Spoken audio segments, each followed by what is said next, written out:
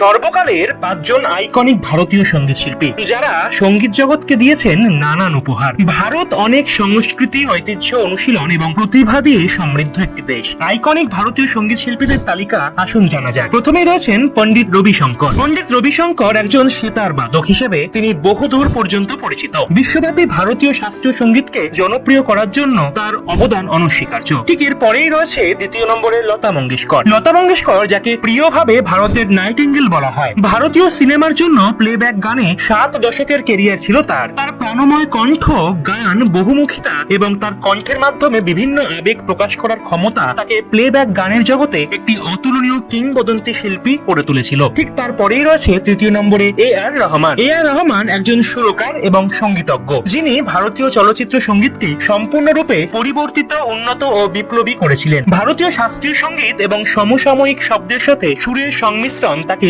বিশ্বব্যাপী স্বীকৃতি এবং খ্যাতি এনে দিয়েছিল। চতুর্থ নম্বরে রয়েছে R.D. বর্মন। সর্বকালের অন্যতম বিখ্যাত সঙ্গীত শিল্পী R.D. বর্মন ভারতীয় সঙ্গীত শিল্পে একটি হিট নাম ছিলেন। তাকে প্রিয়ভাবে পঞ্চমদা বলা হতো এবং 1970 এবং 1980 এর দশকে বলিউড সঙ্গীতকে নতুনভাবে সংজ্ঞায়িত করেছিলেন। তিনি নিরন্তর সুর তৈরি করেছিলেন, যা আজও শ্রোতাদের বিনোদন দেয়। পঞ্চমে রয়েছেন ওস্তাদ জাকির হোসেন। সঙ্গীত শিল্পের একটি অন্যতম নক্ষত্র তথা মণিখচিত বিখ্যাত নাম ওস্তাদ জাকির হোসেন। তিনি একজন তবলা বাদক এবং তার দক্ষতা এবং উদ্ভাবনের জন্য তার খ্যাতি ছিল শীর্ষে। এই সঙ্গীত শিল্পীগুলির মধ্যে আপনার পছন্দের কে তা কমেন্টে জানাতে একদম ভুলবেন না।